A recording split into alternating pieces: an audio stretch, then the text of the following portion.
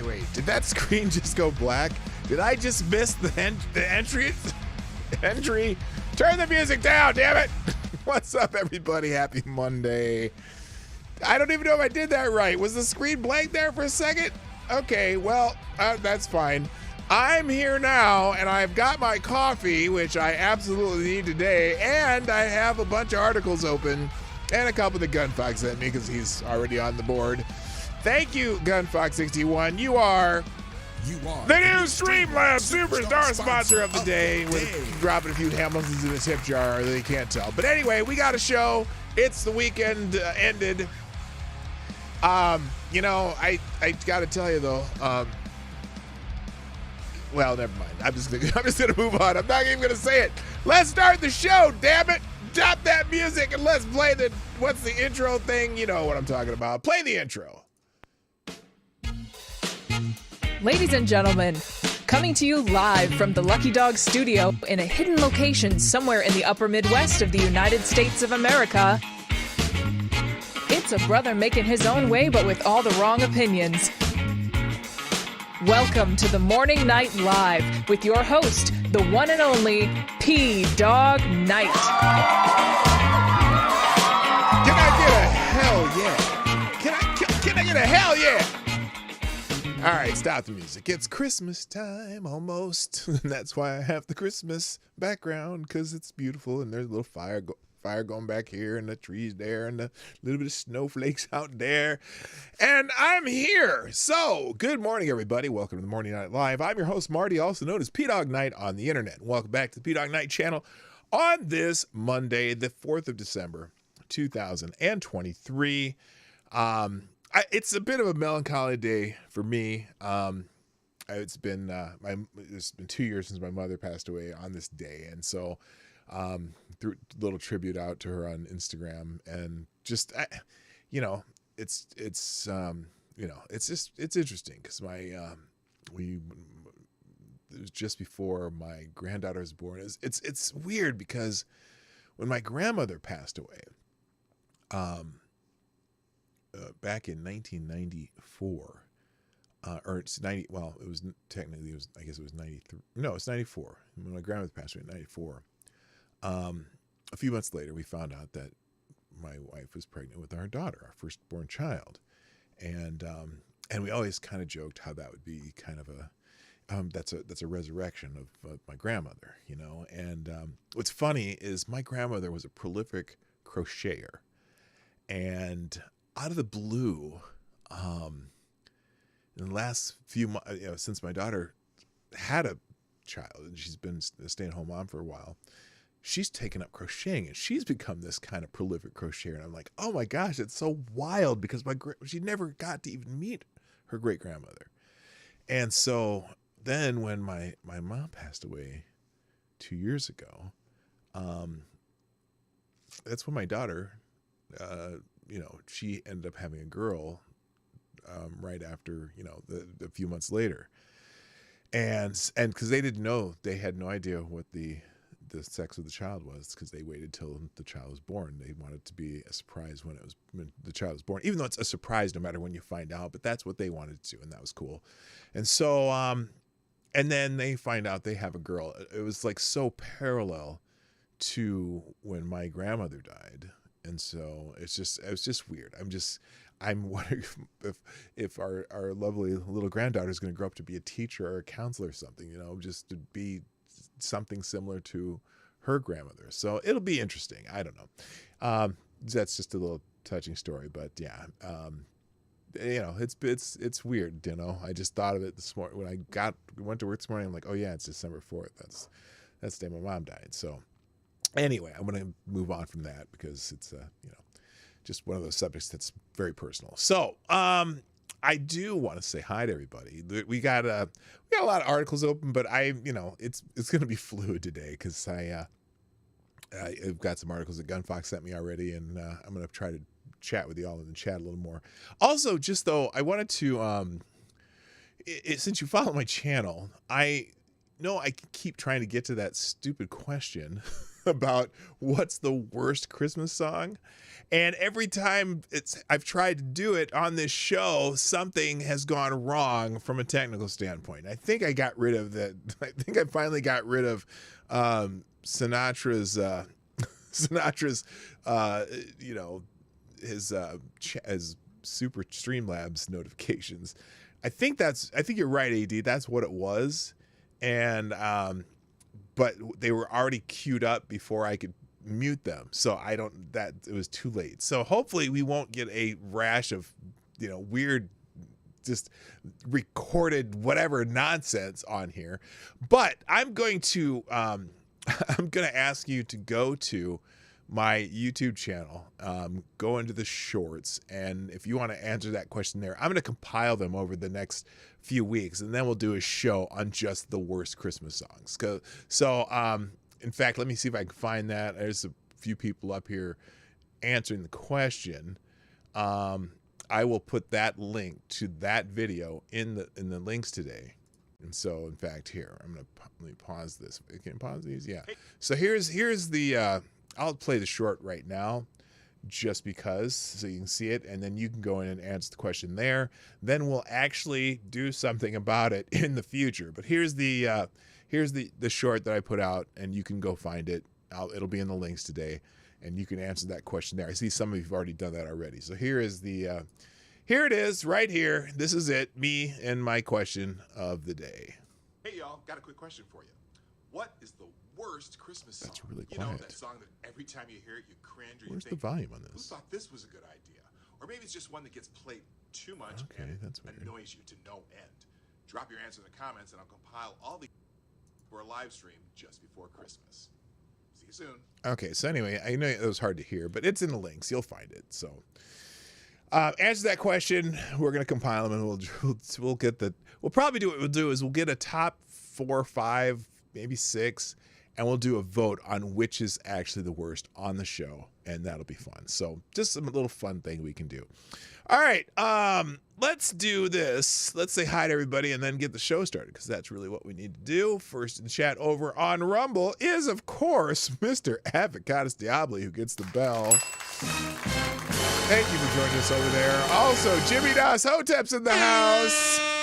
And also, good morning, Next Gen Troll and Gunfox61, the great and mighty administrator of the Discord server for the Dawg Knight Channel. Lots of great news and memes and all kinds of stuff going on over there.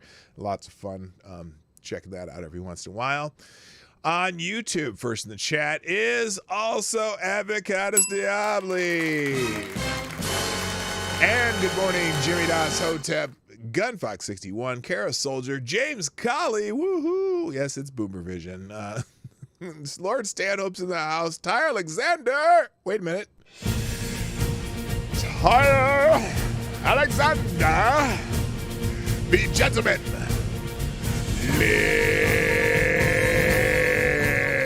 Lich. What the hell am I doing? Good morning also. James Stoner, good morning, Attack of Packle. Simon Wolfwood. Renee Mayette's in the house. Nice to see you, my friend. Good morning also to Septus Wolf. Rod Lyons in the house. Good morning, sir. Good morning also to Tyler F. And that's everybody on the that's everybody in the chat so far. If you haven't chatted yet, well, I will say hi when I see you. And make sure you share the stream. That's there's not a whole lot of people here today. It must be people must be just waking up for Mondays. But yeah, share the stream and do all that stuff. Hit the like button and whatnot, and we'll do that thing, right? P-Dog, if you have time, I've got a good space news story for you. Or do you want it tomorrow? So let's save it for tomorrow, because I'm not going to get to half the stuff I got open now. But I want to make sure I'll get to the ones that have already been sent. So we'll get there. Thank you very much, Gunfox. I appreciate you. All right, so let's get to a couple trending things that are happening in the world. And it's weird is there's not a whole lot of things trending on Twitter today. At least, well, okay, let me check that. There's not a whole lot of things that I give a crap about trending on Twitter. At least there weren't when I went and checked the list. Good morning, Black Hebrew Israelites. That's right. Good to see you. Not a whole lot of things trending that our topics that we talk about on the show, mostly sports things trending, because football season and all, and people get excited for football season. I understand that, but everything that's trending had something to do with football. By the way, thank you, Tyler F, Somnable Nation, Jimmy Das Hotep, and that's it. Oh my gosh, I got one already. So I'm doing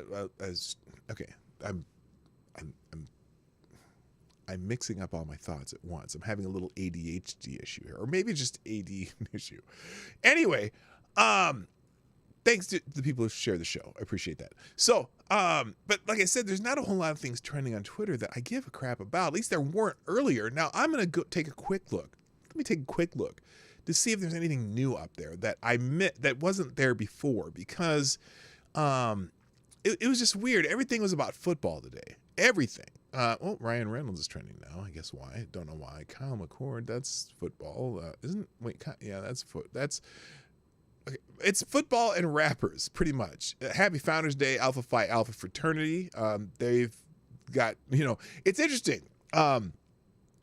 When the traditionally black fraternities have their Founders Day, they go all out on making sure that it's trending on Twitter. It was trending #1 this morning, and so Alpha Phi Alpha was trending. I remember, I think it was Kappa Alpha Psi was trending a couple weeks ago, and they have their Founders Days, and then they all tweet. So it's pretty cool that they get that organized, that they get that many people to get them to trend #1 on Twitter or X or whatever you want to call it. But otherwise, mostly everything's about football, except a few things. And so those are things. Oh, wait a minute. Who's this? Evan Gershkovich. Who is Evan Gershkovich? Hang on a second. Let me see what this is. This says news. He's the guy who's detained by Russian intelligence. We'll mention that one too. We'll do that right after Dana Bash. Anyway, things trending on X, the app formerly known as Twitter, starting out would be, the first one is, the first two. Now the first two are kind of funny, right?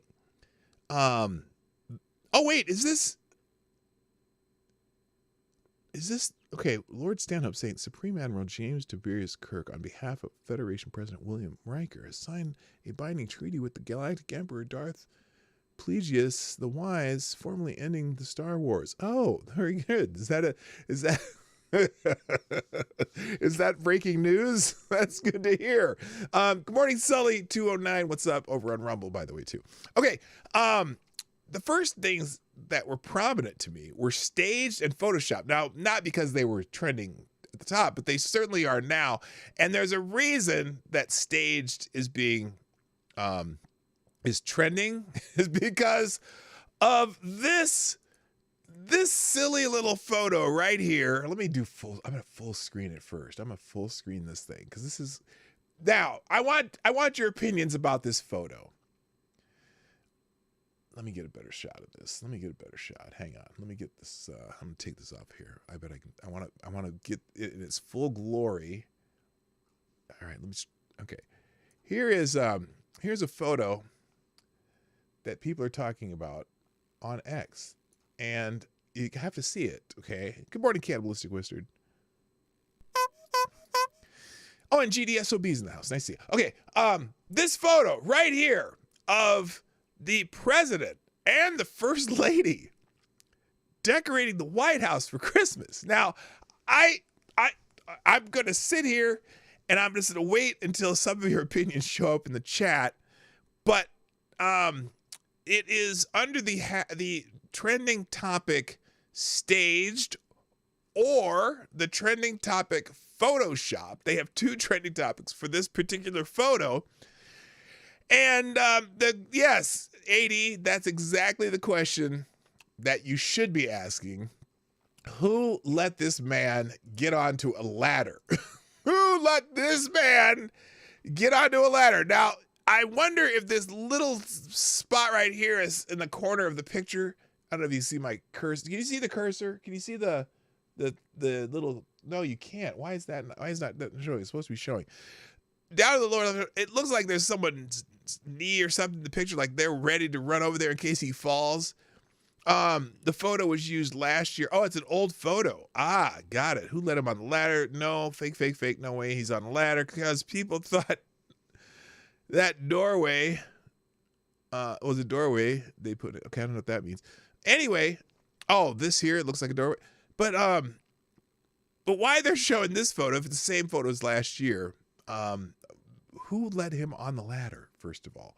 So anyway, I'm laughing because people are saying, they're just like us, guys. Who amongst us hasn't blocked the main exit of a free mansion to decorate a tree for a photo op? We're exactly alike. I remember making fun of this same staged photo like 2 years ago, and the left is still fawning over it like a creepy cult. Yes, it's a 2-year-old photo. It's crazy. Hello, Jaeger Pony, my favorite Canadians in the house. It's a 2-year-old photo. Okay, they've used the same photo the last couple of years. Y'all know this has to be staged. There's no way Joe Biden goes up on some steps without almost being admitted to the hospital. And yeah, I'm sure. See, okay, I am just confident though. This photo is incredible. I am so confident that this is real because, see, it's obvious that Jill Biden would have the little plastic tub here and would be digging out Christmas decorations in the White House. She went to the White House attic. Okay, they have some steps to go up to the attic, and she went and got a bunch of plastic bins with all their Christmas decorations. And then they decided that they were gonna decorate the whole Christmas house, the whole White House with Christmas decorations all by themselves. And just, because that's exactly, I'm sure that's exactly what they did. And they did the whole, they're in the Oval Office in this picture. Now, the other part, they didn't really block the door. I know someone said that in the thing that they blocked the door. They didn't really block the door, but still, it's weird. Many are convinced this photo is staged or Photoshopped. The photo is from a year ago and it's real. Well, it's a real photo. Yeah, sure. Is it a real photo? Of course it's a real photo. But the idea that it's not staged? Are you kidding me? Yes, it is absolutely staged. Now let's see. Hey, numbnut. Who's Mike Singleton? Oh, here. Now here's Mike Singleton is a total. He's a total Biden rube, right? Mike Singleton, a normal couple doing normal things at home this time of year. Now picture Trump on a stepladder. Picture Joe Biden not falling off a stepladder, numbnuts. Anyway, he says, numbnuts, check the date and time. Who starts decorating at 5:57 p.m. on Christmas Eve? Totally staged. Well, yeah, it's not real. But anyway, the idea that the president and the first lady decorate the house themselves personally is, well, it's ludicrous. And I don't mean Luda. It's ludicrous. So anyway, that's there's 2 pages of trending topics on Photoshop and stage. See, whenever presidents do things, and it doesn't matter if they're Democrat or Republican, lots of people are going to take a dump on them when it comes to whatever they're doing because half the country hates them and half the country pretends to love them, even if Joe Biden is not really there. All right, moving on. Mike Lindell is trending. You know Mike Lindell, the MyPillow guy, and I haven't quite figured out why Mike Lindell's trending, other than there's a lot of people hating him and some people saying he's a patriot and some people saying this and that and something about his pillows. Apparently some video of a deposition he took has been released somehow. Here, someone's saying, then this is from November 27th, so this is a while ago. Mike Lindell vindicated. Breaking news. My dear friend Chuck Calisto just announced that the real Mike Lindell has been vindicated for his claims of 2020 election fraud in Georgia. This monumental win for truth and war against the fake corrupt media.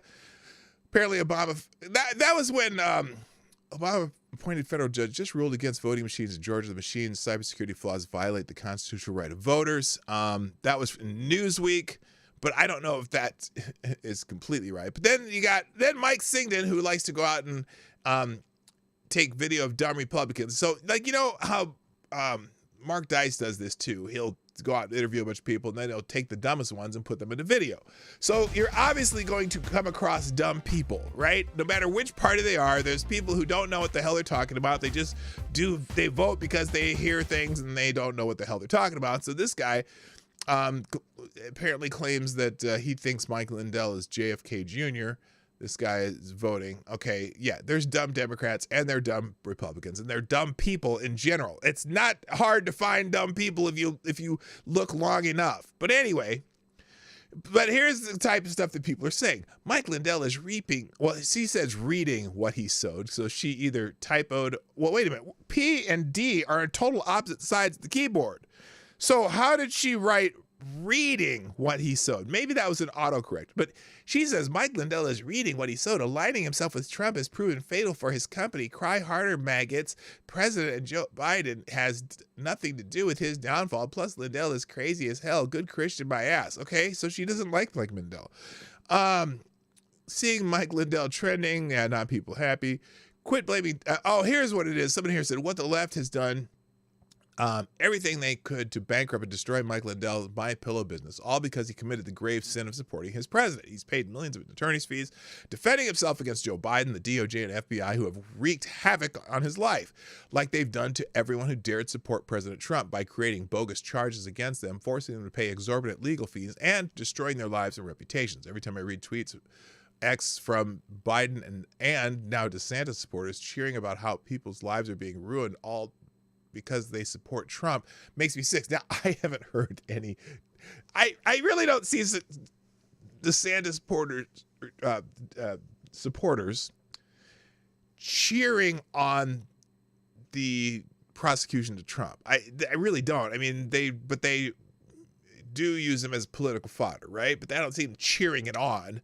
I think they think the Justice Department is overstepping on a lot of this. But anyway, she continues. Never mind that Mike Lindell was a hardcore crack addict who not only cleaned up his life and conquered his addictions, then created the My Pillow empire. During the pandemic, he shut down his factories and made first responder safety equipment, masks, surgical gowns, etc., which he donated to various hospitals, costing him $7 million in losses. On top of that, he opened treatment centers to help people suffering from disease and addictions. Yet this is the man the evil left hates and who are cheering on the demise of his business that he built from the ground up. This is the hate that's enveloping America ever since Donald Trump came down the golden escalator and gave up his life of luxury to help the forgotten American people. The installation of lifelong failure, Joe Biden marked the fundamental transformation of America. And now look at the state of the country and the world. I truly believe that we are surrounded by demonic forces who have been taking hold of our government, and that Donald Trump is the only person who can save and restore our country we grew up in before it's too late. And lots of people are responding to that tweet. And that's why I think it's trending. And this person says, quit blaming Democrats on Mike Lindell's actions. No one asked him to lie for Trump. He did that all by himself. I'm glad the unpatriotic blowhard is broke. Let Mike Lindell be an example of what happens to a lying cheat. Now, I don't know if he's broke. He's saying, Mike Lindell, Democrats destroyed My Pillow. Democrats, Mike, you've considered that it wasn't Democrats that did you in, but rather it was the shitty pillows. Well, I don't know. They sold pretty good, and he made quite a business out of it. So anyway, lots of people dumping on Mike Lindell. So real quick, thank you. Horatio Nelson is in the house and on the board. This says, here, wait a minute. What? Play here. Let's do some music for this one. Again, thank you, Horatio Nelson. Dropping a deuce in the tip jar on Metal Monday. He says, play this shit to close out the show, will ya? Pretty please, by the way. Opinion on dub and rocksteady music, particularly from the 70s and through the 90s. Are you black enough to dig them herbal jams from Jaman? Smokio. Okay, here's the problem, Horatio. I could close out the show with it, but then I get one of those music strike thingies. So I gotta see what you put up there though, too. I'm curious. But thank you for dropping the deuce in the chip jar. What did you put? Let me see what you put on here. Whoop, wrong. It should go over here. It should go over here. I'll put in the links though. What did you put on here? Oh, Prince Jasmo, Jamaican Collie. Oh Lord, that brings you back. Holy shit! I can't play it on here, but it'll be in the links. And y'all gotta if you want some like OG shit that kind of foreshadowed lots of early 70s and 90s funk, that's what you're talking about. Good job, Horatio. That's awesome. Also, thank you. Another deuce. Someone else dropped a deuce in the tip jar. It says, real quote from Back in Chains. Oh, is this Biden Back in Chains? Okay, here we go. Thank you, real quick, from Back in Chains, who donated a deuce, dropped a deuce in the tip jar, says, America as a nation can be defined in a single word. I was the foots against which you about to I have no idea what that says. Excuse me. I was in the foothills of the Himalayas with Xi Jinping, traveling with him, traveled 17,000 miles when I was vice president. I don't know. That's what it kind of said there, and I couldn't figure out. I was trying to figure out what it said in the length of that one word, and it something about traveling in the Himalayas. Thank you, real quote from Back in Chains. Okay, there we go. Enough of that shit. All right, shall we continue? What else do we have here? We did stage, Photoshop, Mike Lindell. Who's next? Liz Cheney is next. Liz Cheney is trending. Oh my God, Liz Cheney. Why? Because she's Liz Cheney. I don't know. Here's apparently Donald Trump did an abbreviated review of Liz Cheney's new book. So let's check out. Let's see. He did this on what's that thing he's on? Truth Social? Yeah, he did it on Truth Social. Here's Donald Trump reviewing Liz Cheney's book. Here it is. And I don't do a good Trump voice, so please don't. Just bear with me.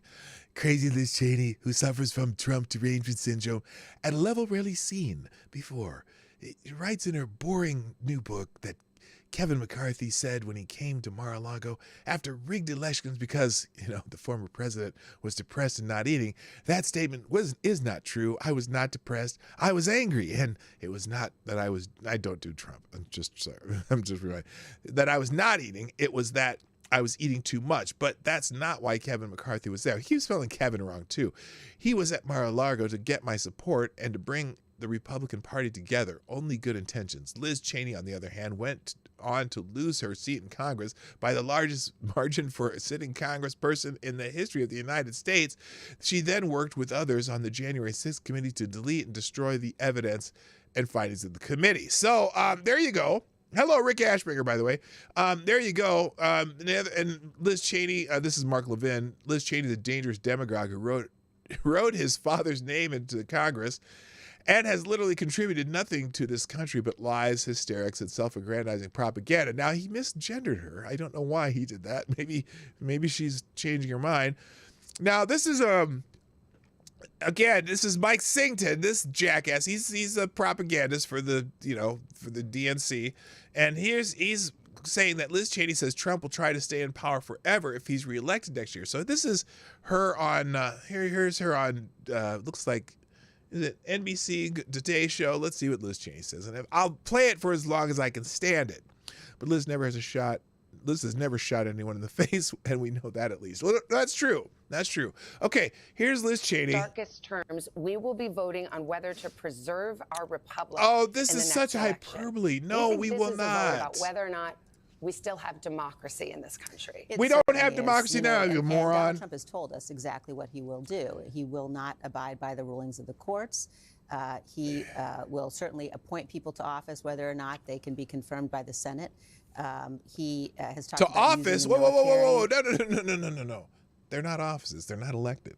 You mean positions like people on his cabinet and people in various places? And you know what? There's a system for doing that, and the only way he can get around it is maybe do like recess appointments that still have to be approved. So whatever, we have some pretty good checks and balances to avoid having a dictator end up in office. Okay, I'm just not buying it.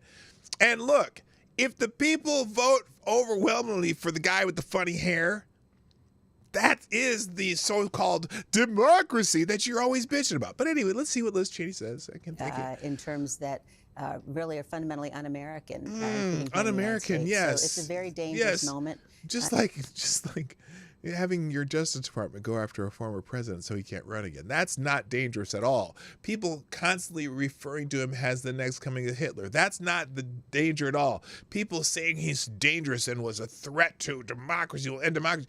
Do you think that puts a target on his head a little more when you got a bunch of deranged people talking about how he is the next Hitler? Come on now. That's totally American to do. That's exactly what we do in this country all the time. And it's a moment for people to understand that cannot be the path that we go down. Cannot be the Just path. yesterday in an interview, you said fundamentally there's a choice to be made. You can't be both for Donald Trump and for the Constitution. Oh, for fuck's sake. Oh, for fuck's sake. Yes, you can. You absolutely can. And just because he tried to find legal means to figure out what the hell went on in that election, and whether he was wrong or not, and I'm not convinced he was 100% wrong, because obviously there have been things showing up finally in some of these states where they're going, oh yeah, that did happen. Oh, that happened too. Wait a minute, that happened. Oh my goodness. Well, we're not going to pay attention to this because that would not fit the narrative. And so the idea that he was 100% wrong in 2020, yeah, well, that remains to be seen, because we're learning. Anyway, we're learning a whole lot of stuff here. So anyway, hello, Selected Boy. Yeah. A vote for Donald Trump is unconstitutional, anti-American. Well, he won't. A vote. Listen to how she paraphrases what she says, because this is how dumb it sounds. You have to choose. Yeah. A vote for Donald Trump is unconstitutional, anti-American. So yeah, is that what all the Trump supporters are? They're unconstitutional. They're un-American. You're poisoning the well. Well, that's not poisoning the well, but you are making it. Talk about dangerous talk. Talk about dangerous talk. And the way the Justice Department is going after people, anyone who supports Trump. Remember the thing we went through the other day where they said Jack Smith wanted to subpoena records from the app formerly known as Twitter on anyone who retweeted or interacted with Trump's Twitter account. Anyone who retweeted or liked or interacted with his Twitter account. Now, that the vast majority, well, actually it's funny though, because a lot of leftist Democrats, whatever, would get caught up in that, because there were some people who dedicated their lives to basically taking a dump on Trump's Twitter account. They basically would, the Krasenstein brothers, that's how they grew their accounts, by being they had this notification set, and they would always be one of the first ones to respond negatively to Trump's Twitter account. So, but anyone who liked or retweeted or quote tweeted or interacted with Trump's Twitter account, they wanted records on. Do you know how many people that would probably be? Hundreds of millions of people around the world. What's the purpose of that? The only reason to do that is to identify Trump supporters so you can go after them. So it's crazy. Well, he won't support and uphold the Constitution. We've already seen Why what not? happened. He is the only president in American history who attempted to overturn an election. No, he's not. That's a complete fucking lie. You don't. Oh, first president. Okay, if you narrow it down to first president, because Al Gore, and was not president, and John Kerry, who said that that was wrong. It's not even the first disputed election. Please, that's nonsense. He disputed an election just like other people have done in the past. Okay, he just went to try to go from legal means, trying to get lawyers to figure out ways to legally force them to recount some states. That's all. So she's just full of shit. Hell, special can acid. Who attempted to seize power, to stay in power. No, he did not. And that's just it. Did we have a peaceful transfer of power on January 20th, 2021? Okay. That's how did he try to stay in power past the time that he was supposed to be? He didn't. Okay. but he did try to, figure out what the fuck went wrong with this election. If it did or didn't. And so they've turned it into this insurrection, which is bullshit. Have a much more serious crisis was because there were people around him who stopped him, because there were people around the country, state officials, for example, who stopped him, who did not yield to the pressure. Okay, so anyways, you know where she's going. She's going to continue with the same line of thought. So that's why she's trending. Liz Training says we are sleepwalking into a dictatorship with Trump. America, nobody gives a rat's ass what this disgustingly corrupted, rotten to the court loser has to say, not to mention she lost re-election by 40 points. Okay. And even Glenn Greenwald, who's not true to the, he's not a Republican-loving guy. Liz Cheney lost her seat by 36 points. She was only elected in the first place because of her dad, yet corporate media can't get enough. They treat her like a wise, vital statesman for one reason. She hates Trump, and that's all it takes. She'll get rich from liberals buying her book. Oh, spot on. Because, look, liberals, if you're supporting Liz Cheney, do you know anything about Liz Cheney's voting record? I bet you just forgot all about it just because she hates Trump, right? That's kind of hilarious. Anyway, so she's making the rounds in the morning news shows. And so there you go. Let's move on. Next trending is Dana Bash. Dana Bash had an interesting interview this weekend. Oh no, did it refreshed? Hang on a second, let me fix that. She had an interesting interview this weekend where there's one part that's being highlighted,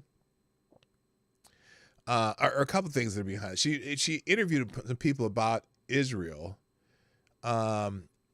She did an interview with Pramila Jayapal, this person is an absolute monster who loathes Israelis and Jews. She repeatedly and falsely accuses Israel of discriminately targeting civilians in hospitals. Dana Bash asked about Israeli women being raped, and Jayapal pivots to attacking Israel. Bash calls her out. People are mad at Bash because she was kind of defending Israel, and here's the part that most people are talking about with Jayapal. I want to ask you about sexual violence, and it's kind of remarkable that this issue hasn't gotten enough attention globally.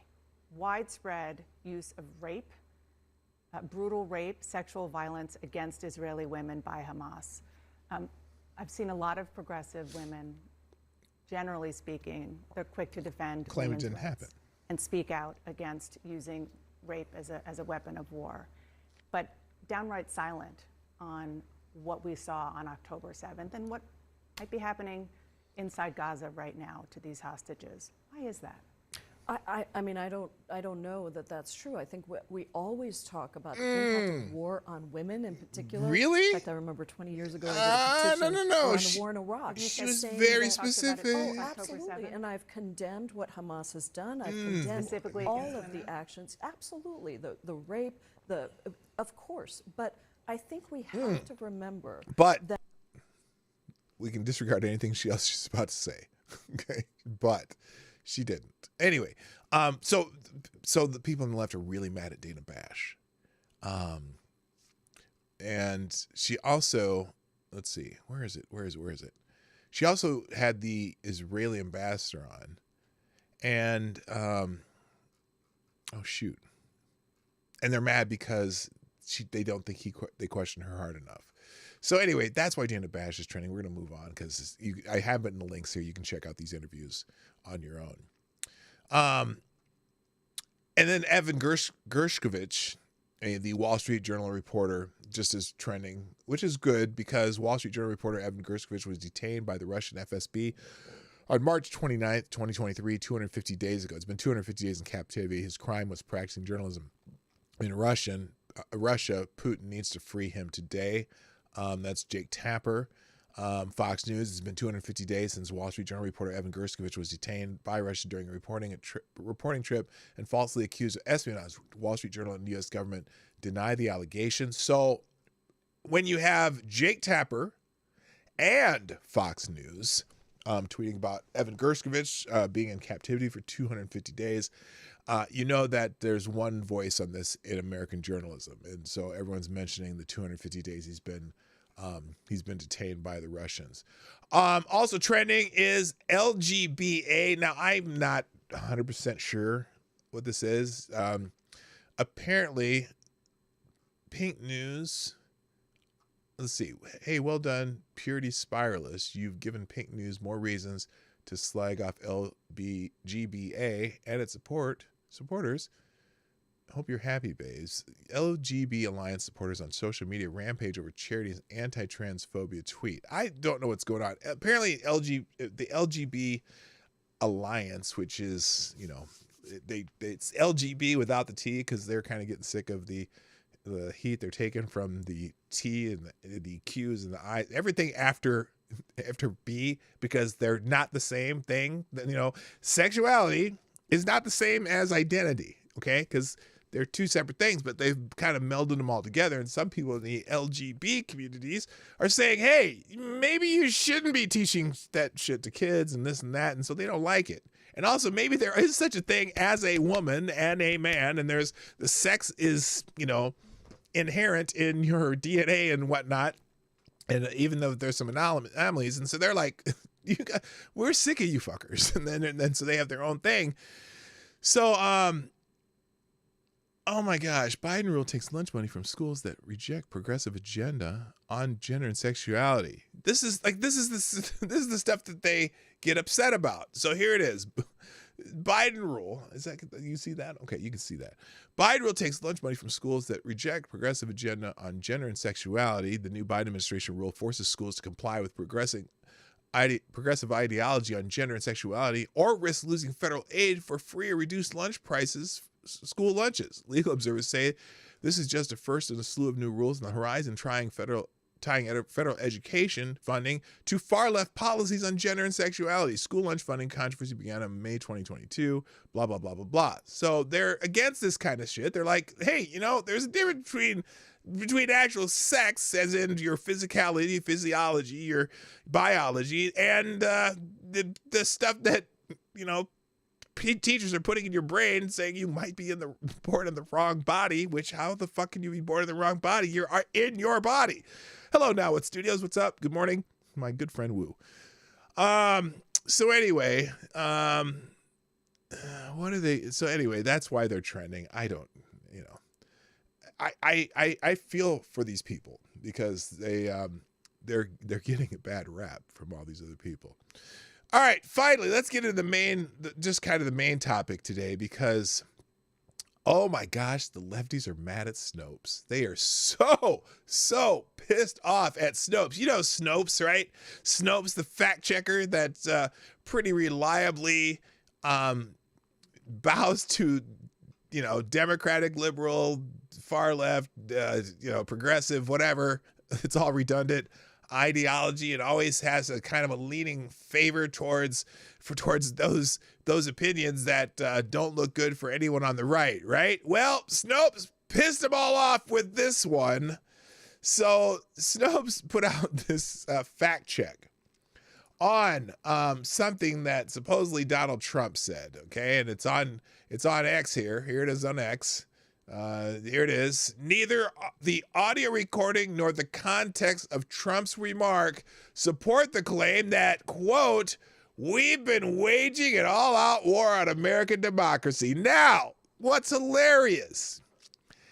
What is hilarious is people clipped, they clipped something out of a Trump speech. I think is this it right here? Where is it? Let me find it real quick. They clipped a moment, like literally half a sentence out of a Trump speech, and claimed, here it is. This is what they're saying, that he claims that we were that we have a war on democracy. And so they clipped this. Now listen to this. Okay. Now this is literally 7 seconds of an entire speech. Listen. But we've been waging an all-out war on American democracy. You look at what they've been doing, and now, first of all, if you listen carefully, he says he said we've been waging a war, all-out war on American democracy. But if you listen carefully, he said but that doesn't even matter. This is what they're saying, that he said we're waging a war on American democracy. Listen again.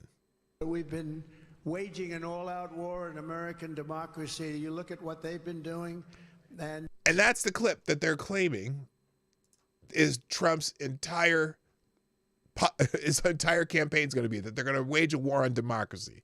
Okay, even though the word was in. So here's the fact check. No, Trump did not say we've been waging an all-out war on American democracy. Trump supposedly spoke of a war against American democracy during a December 2nd, 2023 campaign stop in Cedar Rapids, Iowa.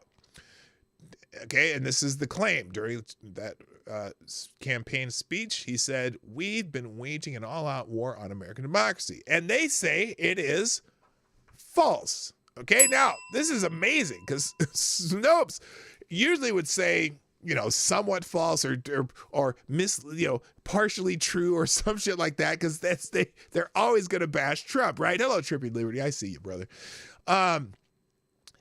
Neither the audio recording nor the context of Trump's remarks support the claim that he said we've been waging an all-out war on democracy. Not long after former U.S. President and current Republican presidential candidate Donald Trump delivered a campaign speech in Cedar Rapids, Iowa, on December 2nd, 2023, a short video clip made the rounds on social media, particularly among accounts espousing left-leaning views, in which Trump supposedly said, we've been waging an all-out war on American democracy. Okay, he didn't say that, but there's, see, Biden-Harris HQ, Midas touch, those douchebags. Anyway, did Trump actually say that? In Snopes' judgment, based on both what we actually hear on the audio track and on the context of his remark, he did not. Here's a transcription of the statement drawn from C-SPAN's video recording of the event. Now, when you take a one sentence out of an entire speech, you can try and make it sound like whatever you want to do, right? Bash or smash. Wait, I've just noticed that. Bash or smash. Anyway, here's the context of what he was saying.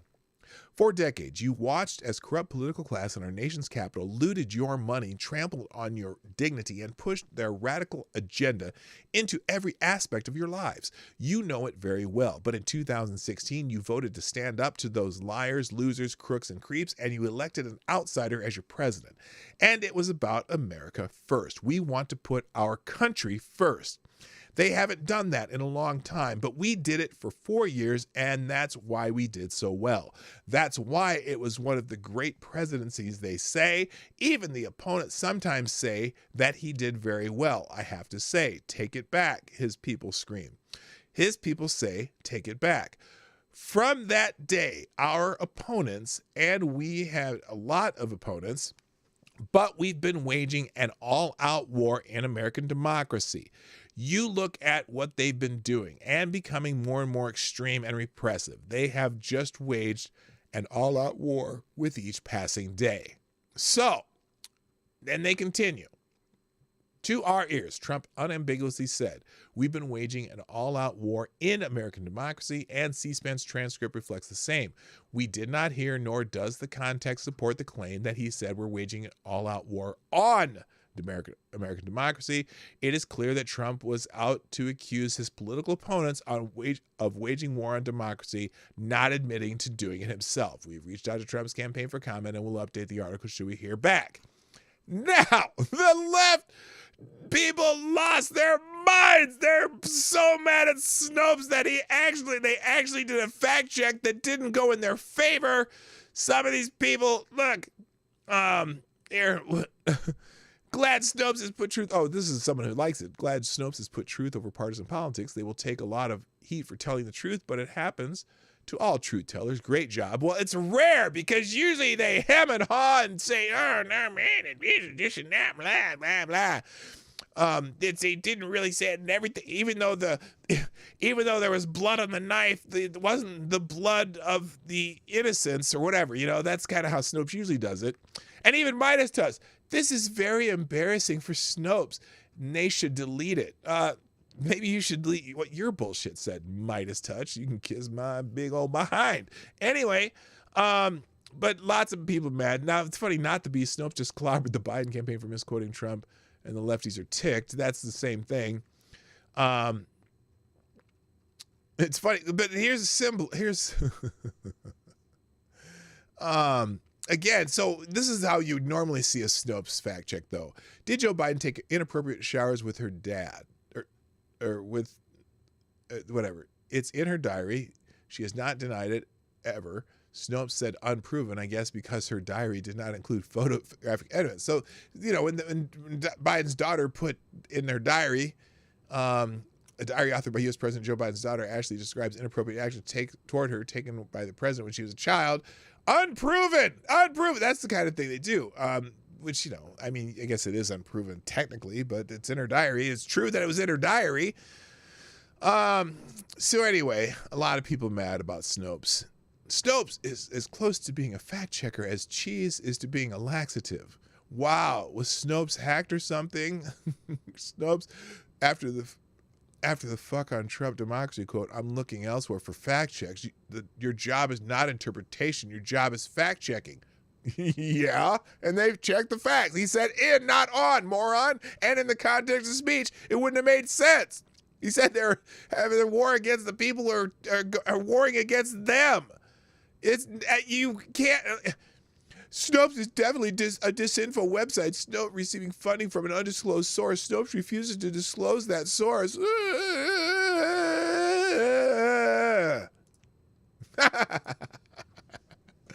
It's hilarious to me.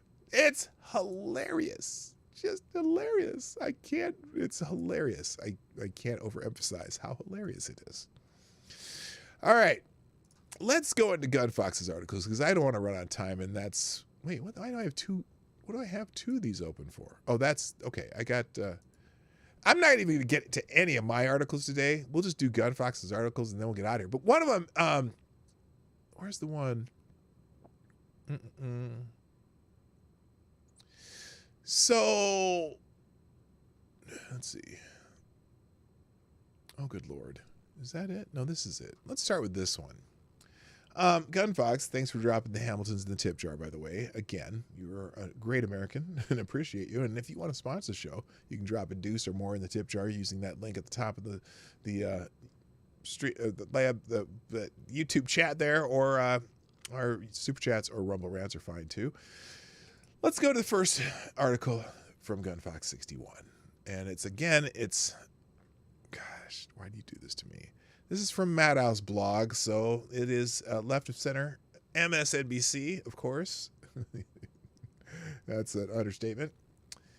And they're mad at Ron DeSantis again, I guess. Is that right? Ron DeSantis joins the Republican campaign to tear down the ACA. That would be the Affordable Care Act, which is, fucking brilliant.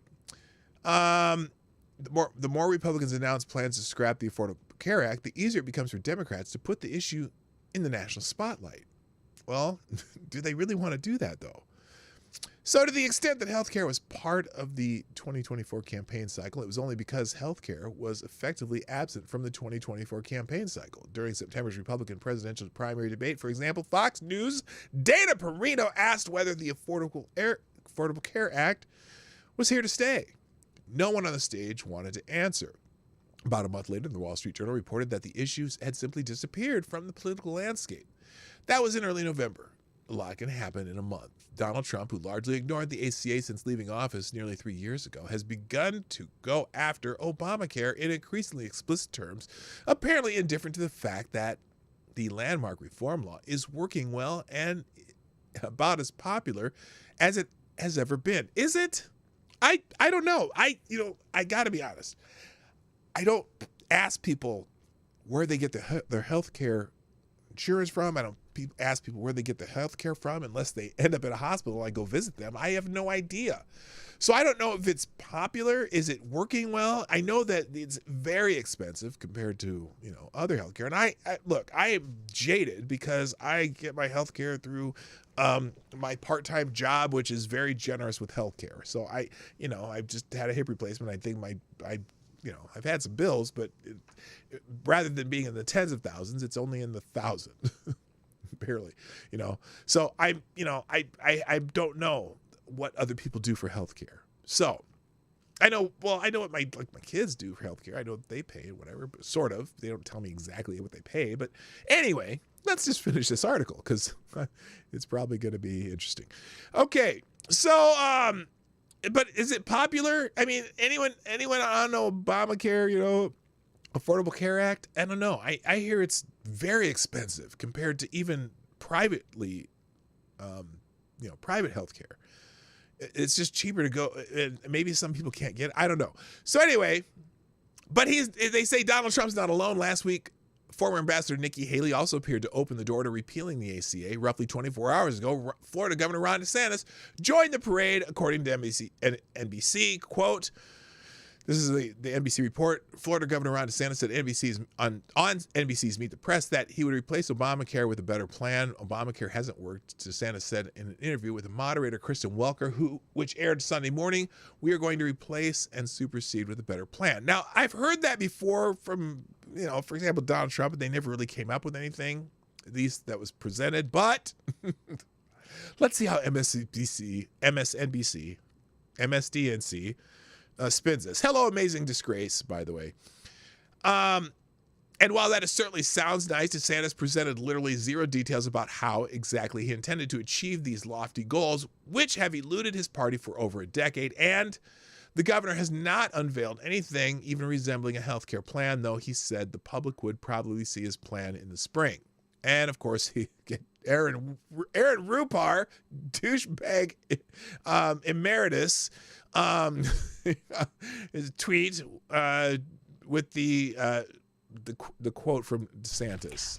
Can you tell me specifically what the plan is and what your plan is to ensure the 40 million people who now have health insurance who didn't before Obamacare was passed? I'm not so convinced of that. We're going to be working on, probably in the spring, we'll roll out a big proposal. I've got a lot of input that's been coming in from a lot of good people around the country, but we will definitely be addressing insurance. We'll definitely be addressing big government, and we will be addressing big pharma. We pay more for drugs in this country than anybody else in the world. I'd like to see some equity across these developed countries so that our consumers don't use the word equity. Obamacare promised that. It didn't deliver. So we're going to do something that actually works. That's because we pay more because we fund the research pretty much alone here.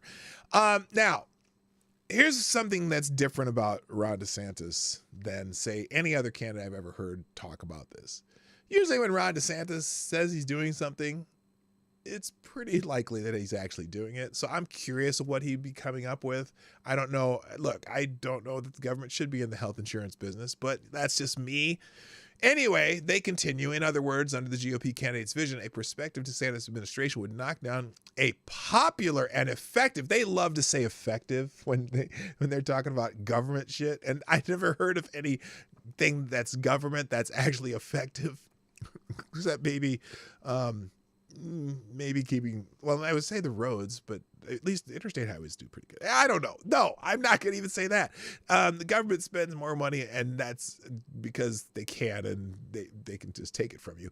But anyway, a popular and effective system that's providing health security. Oh, they've been providing health security. Oh my goodness. To 40 million people and providing critically important consumer benefits to tens of millions more. Really? You mean like the people who sell drugs, the drug reps from the pharmaceutical companies? Yeah, they're definitely consumer benefits to them. Anyway, at that point, the Floridian wants people to believe he'd replace a popular and effective system with something even better, but he's not yet prepared to tell anyone what that blueprint would look like, how it would work, and how much it would cost, and who the winners and losers would be. Well, that's how it always works with politicians. And that's the other thing. He's still a politician, okay? Let's not pretend he's not. What's more, as we discussed last week, some congressional Republicans are adding their voices to this debate. Republican Senator John Cornyn of Texas told Axios last week, I think Obamacare has been one of the biggest deceptions on the American people. I mean, just look at your healthcare premiums. Premium costs in reality have gone down, not up. No, they have not. They went up exponentially at the beginning. Now, they may have come down from when they went up exponentially, but they're still the incredible. Oh my gosh, they just slide to your face. Hello, the bishop. There's the bishop and there's the bishop. This is the bishop. Hi, the bishop. The same report added that Republican Senator Mike Crapo of Idaho said, that's a terrible, would you want to be named Mike Crapo? C-R-A-P-O? And I'm just being generous by saying Crapo instead of Crapo. Would you be, hello, Senator Crapo of Idaho, who would likely take over the Senate Finance Committee if the GOP retakes control of the chamber. Wow, that's interesting. Listen to what MSNBC just said. That's someone on MSNBC just said, who will likely take over the Senate Finance Committee if the GOP retakes control of the chamber.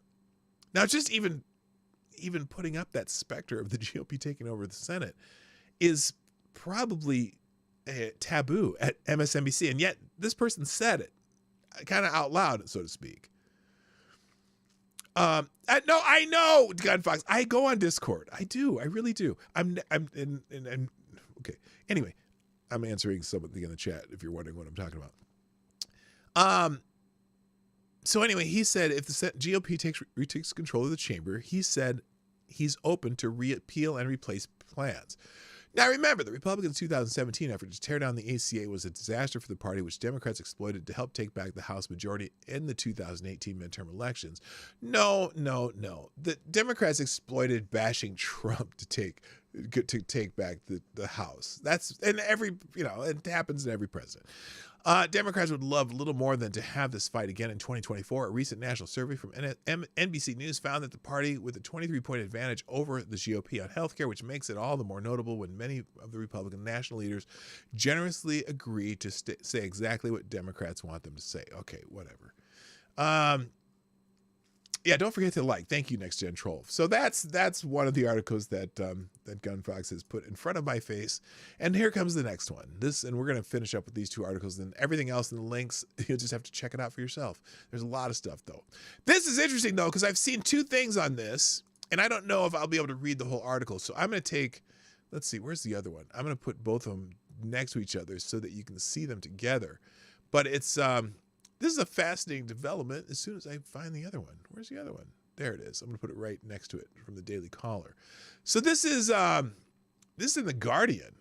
And the idea that The Guardian would even publish this is pretty amazing to me.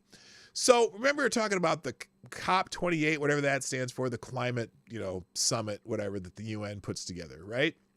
Well, the COP28 president says there is no science behind the demands for the phase out of fossil fuels. The president of the COP28, Sultan Al-Haber, has claimed there is, quote, no science, end quote, indicating that a phase out of fossil fuels is needed to restrict global heating to 1.5 Celsius, The Guardian and the Center for Climate Reporting can reveal. Al-Haber also said phase out of fossil fuels would not allow sustainable development unless you want to take the world back into caves. The comments were incredibly concerning and verging on climate denial, scientists said, and that they were at odds with the position of the UN Secretary General Antonio Guterres. Al-Jaber made the comments in ill-tempered responses to questions from Mary Robinson, the chair of the Elders Group, and a former UN Special Envoy for Climate Change during a live online event on the 21st of November, as well as running COP28 in Dubai. Al-Jaber was also the chief executive of the United Arab Emirates state oil company, ADNOC, which many observers see as a serious conflict of interest. So, hey, who made him the president of COP28 then? If that's your problem, you should have thought of that before you made him the president of it. But it's interesting because they keep talking about this 1.5 Celsius thing. That, oh my gosh, if we get up to 2 Celsius more. Do you know, I've been doing some research on this. And when they go and look at the historical records over 100,000 years, there's a reason why they only go back to 1850, not just because of the temperature record that they started roughly in the late 1800s, but also one of the reasons they go back to 1850 is because 1850, whatever the average climate was almost only 1 Celsius above the lowest that they can find in any kind of records, like throughout throughout the, what they can glean from ice core records and shit for hundreds of thousands of years. It's one of the coolest time periods, other than going back farther to the Ice Age, right? So, and now we're still below that. We're still well below that. In fact, they have estimates that the world has been as much as 6 full degrees average higher temperature, and they're worried about 2.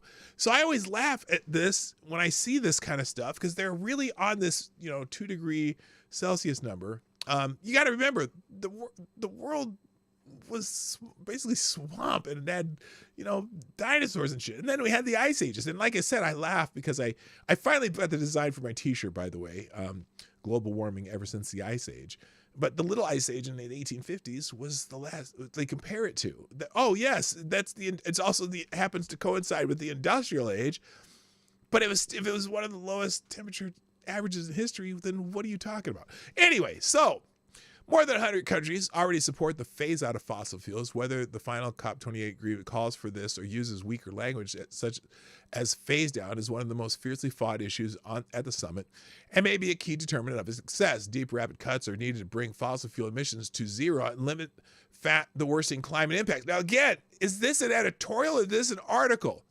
Notice, here it is. It's under environment, climate crisis, wildlife, energy pollution, green light. It doesn't list this as an editorial, and yet this entire sentence is an editorial. More than one of them, again, listen to this. This is an editorial statement.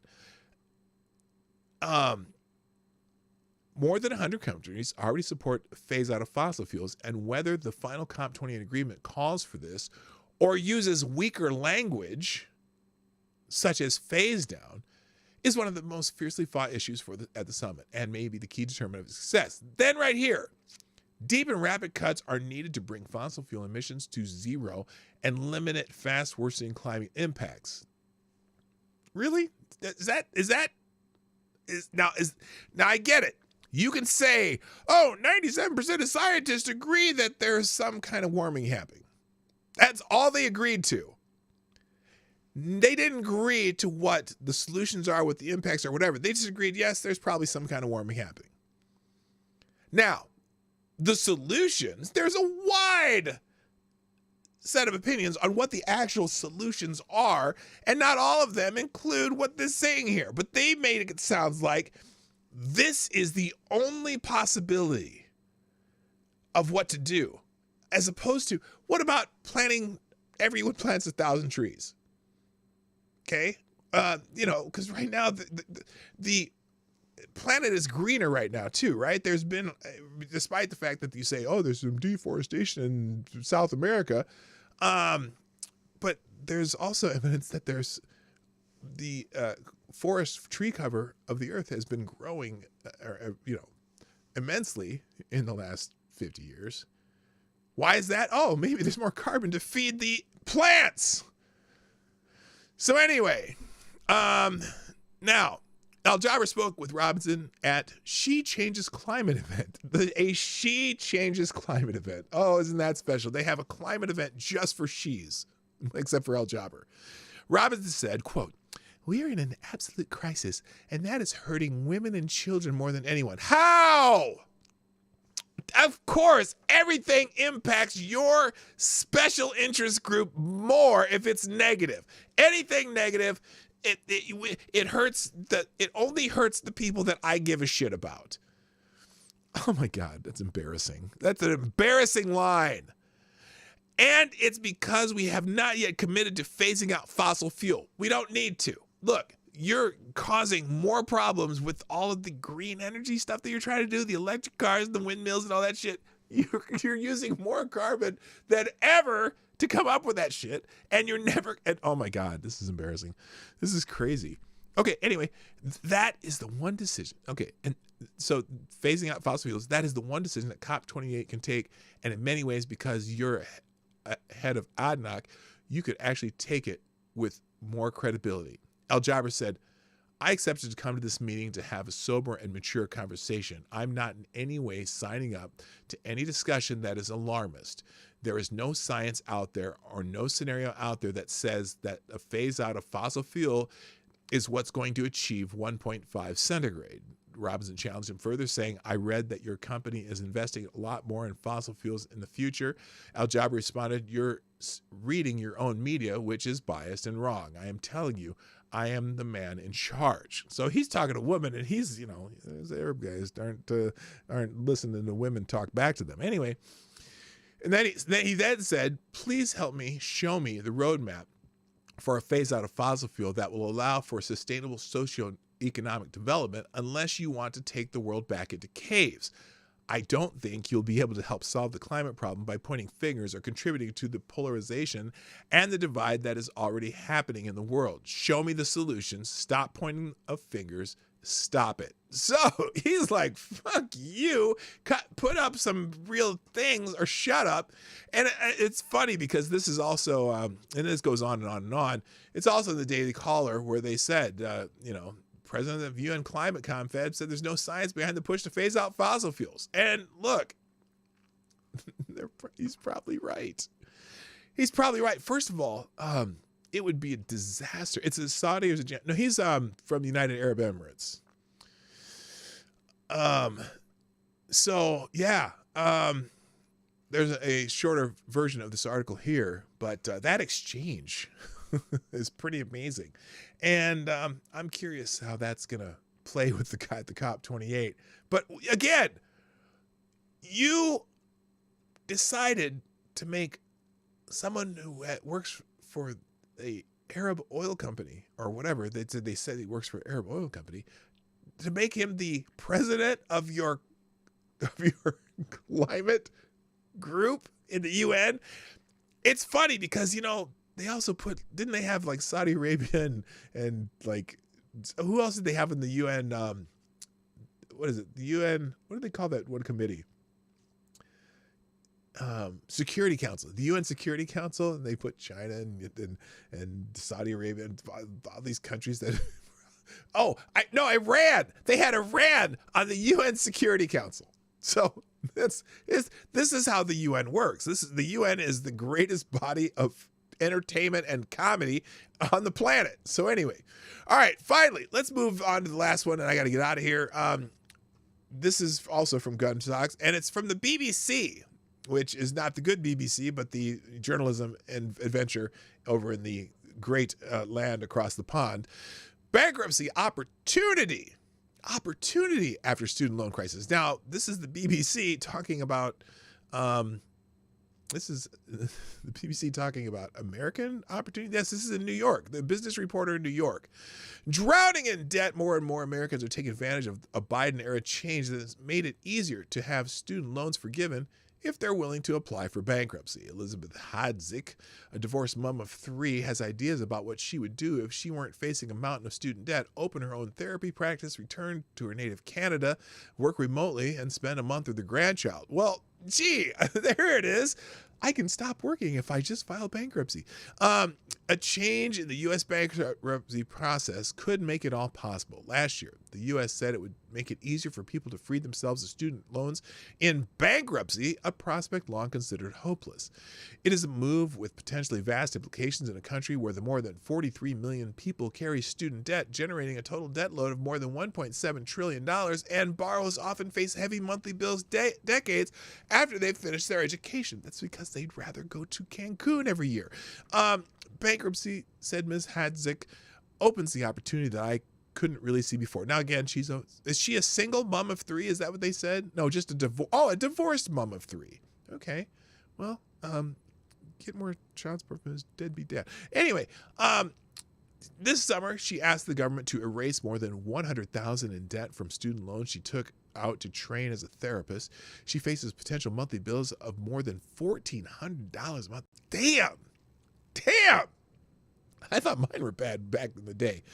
$1,400 a month, the sum she said she cannot afford along with the rest of her expenses. I thought I'd be able to pay it off, but for what I do for work, just doesn't make that volume of money. Yeah, did you look into what the salaries are in the field that you were training in before you took out $100,000 in loans? And they told you probably what the payments would be, didn't they? I don't understand this, especially if you're in one of those major, you're not going to make any money. Look, we got to revamp how colleges work. First of all, I think the colleges should be on the hook for some of this, not the taxpayers. How about the colleges with their massive endowments? Let them deal with that shit. Okay, you told me that if I got a degree in, exercise therapy, that you don't worry about it. We'll just take out loans from the government, and you can pay it off when you get out of school. And then you didn't realize that the jobs you can get at exercise therapy only make $38,000 a year. Oh, we forgot to tell you that part. I'm sorry. Well, you're going to pay $1,400 a month on your $38,000 a year exercise therapy job. I'm sure it's probably more than that, but not a lot more. But anyway, you could have worked at UPS from high school and never had any student loans and probably making more than that part-time. Right? So anyway, in my mind, I kept thinking I'm going to pay this money back until I realized it just wasn't going to happen because you chose not to. I would be paying this the rest of my life. For decades, student loans in the U.S. have faced higher bar for forgiveness than other debt, like credit cards, with borrowers forced to prove undue hardship if forced to repay, a term that has led to contentious court battles. The rules were created to prevent borrowers from taking out big loans with no intention of repaying. Ding. But I've never liked that rule personally. But anyway, and limit the potentially huge cost to the federal government, which is the largest provider of student loans in the U.S. And there's your problem. The federal government has no business giving personal loans to anybody. Because the federal government, as far as their risk is concerned, they don't give a fuck. Make private lenders give student loans, and private lenders will make those loans based on risk. And if you're taking a stupid major like, I don't know, underwater basket weaving, they'll tell you, hey, you're only going to make $17 an hour underwater basket weaving. If you have your own shop, and you might be in debt for years and years and years and years and years. Holy shit. Anyway, but critics say that it has led to a system that is unduly harsh, generating horror stories of the government fighting bankrupt single mothers. Oh no, bankrupt single mothers and cancer patients. Oh no! For thousands of dollars in monthly debts they are unable to pay. Unlike in the UK and other parts of the world, monthly student loan payments often bear no relation to the borrower's income, nor do they come with an expiration date. President Joe Biden, whose most ambitious debt forgiveness plan was blocked by the courts because it was illegal this year, has made changes to make repayment plans for those with those features more common. He also backed changes to the bankruptcy system during his 2020 presidential campaign. Now, what's funny about that? I'm not sure if this is correct, but when the federal government decided that the banks were no longer going to do student loans and that the government was going to take over these, I think Joe Biden might have been one of the people instrumental in making it so that people could not declare bankruptcy on their student loans. I think he was. I'm going to have to look that up, but I think when he was a senator, he was one of those people that well, yes, we should take over the student loans, but then we do have to make sure you can't make it hard to discharge the debt in bankruptcy. So I got to look at that. Guidance from the Department of Justice announced last year instructed officials to avoid litigation and agree to discharge the loans if a borrower faces higher expenses than income and is unlikely to be able to pay the loan in the future and has made an effort to pay. An estimated 250,000 people with student loans file bankruptcy in the U.S. each year, and under new guidelines, about 100,000 could be eligible for some student debt relief, according to estimates by Jason Ciliano, a law professor at the University of Utah. But so far, only a small number, about 630, have actually petitioned to discharge their student loans as part of personal bankruptcy. The Department of Justice would not say how many of those claims have been resolved, he said, but said some relief has been granted to in 99% of those that had. Advocates said that number stood at just a few dozen as of July.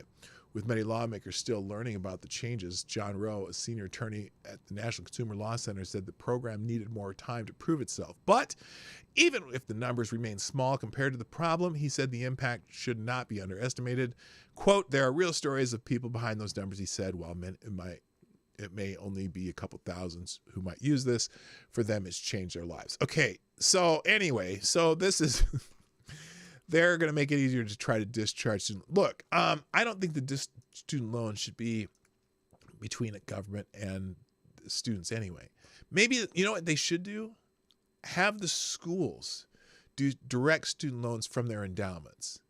Then the schools will probably do a better job of helping the career paths of those students so they get paid back. Or maybe have the schools stop building water parks and bowling alleys in their campuses and lower the fucking tuition. And maybe change the system so that you don't need, to take classes in gender theory to graduate with your engineering degree. How about that? How about removing all the fluff that students don't need? My son is a computer science major, and some of the courses that he had to take just to graduate so he'd be a well-rounded in person were worthless classes, and that he didn't need, that you could read a book on and still get the information. So they got to revamp the price of college, because they're spending way too much money. They're supposed to be nonprofits, and so they take all this extra profit and they build shit on their campuses and make them these luxury fucking amusement parks rather than just a place to go learn something. And you have to take too many dumb classes. You don't need, they say, a lot of classes, you need 120 credits to graduate college. And, but you have to fill them with filler courses, not just in your major. If I'm going to school to learn how to code, maybe I should just go to a coding school. Because right now, there are self-taught coders working in professional organizations and that have never went to college. Okay? So if that's what you go to school for, maybe you're spending too much money doing all that other shit. Anyway, hello, Jason Hu. Ladies and gentlemen, I got to go. There's a shit ton of articles in the links today that I'm not going to even tell you what they are. You just got to check out the links. I'm going to put them in the chat during the outro. Thank you for joining me today on the Morning Night Live. Thank you to our sponsors. Real quote from Beck Janes, Horatio Nelson, and our superstar sponsor of the day, Gunfox61. Thank you. Got to go. My name's Dawg Knight, and I'm out of here. Bye-bye. The links will be in the chat. Hey, this is Dawg Knight, and thank you for watching today on the Dawg Knight Channel. If you have an observation or remark you'd like to make about this video or my channel, I absolutely welcome you to write it in the comment section down below. I really look forward to hearing from you. And before you go, if you like what you saw but you're not already subscribed, please make sure you hit the subscribe button and definitely click that bell that pops up afterwards so you'll be notified when I post new videos or when we go live. I broadcast my live show, The Morning Night Live, Monday through Friday at 10 o'clock Eastern, 9 o'clock Central. A special thank you to all the supporters of this channel who share our videos on social media and who make donations through Streamlabs, YouTube, Venmo, and Cash App, which are all linked in the description down below. Thanks again, and until next time, I'm Dawg Knight, and I'm out of here.